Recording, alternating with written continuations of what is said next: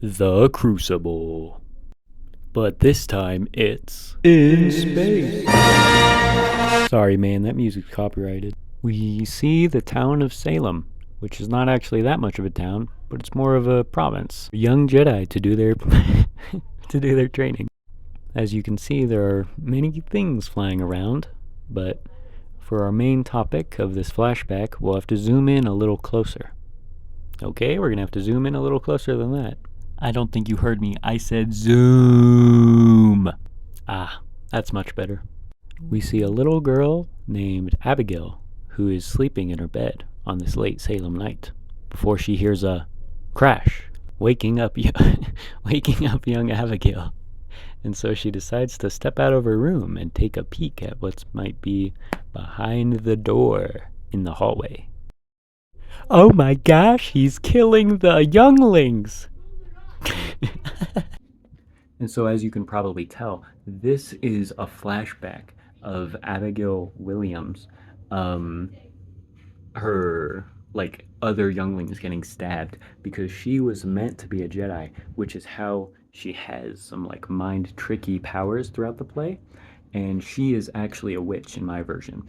And so, with the way that I'll have her recorded, is that she'll be like very scared and shocked and stuff, and then we can like slowly see her become evil through her flashbacks and stuff. This is only one of them. This is the very beginning where she's still innocent, um, but there is a little bit of foreshadowing to her being evil with the red dress that I put her in and stuff, and then like other things around her room will be put there and to foreshadow her being an evil little monster later in the play. Mm, I genuinely like the Star Wars idea because I'm a big nerd, um, but I think it would be cool because it can kind of show the way that Arthur Miller was treated as like maybe an alien or something like that. Um, and then it also opens a whole new world to Abigail having like different powers and stuff. Like maybe she was one of the Jedi that was being trained, and that's someone going in and killing the other younglings, and then her gradually turning to the dark side of the Force and stuff. After seeing this traumatic incident, she gets more emotional and stuff. And in Star Wars, your emotions taking control of you is a big sign of the dark side and stuff. But yeah, that's my rendition of The Crucible, or like my director's cut of The Crucible.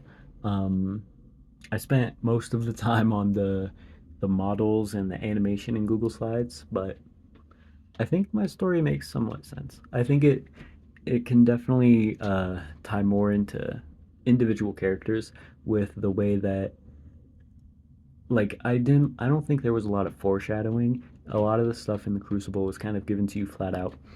There was a couple times like the doll, which I thought was a weird thing, but my brain immediately went to voodoo and stuff, but it was indeed a voodoo doll. Um, and it was planted by Abigail. And then I think that was like one of the few times that I at least noticed foreshadowing, but I think it would like in Fight Club and stuff, which is one of my favorite movies of all time. There's a bunch of foreshadowing, and in most of my like in most of the movies I like to like break down and stuff, like Fight Club, Glass Onion, other cool movies like that. There's a lot more use of foreshadowing. I think that would be a really cool way to add some into the Crucible with the Force. In space.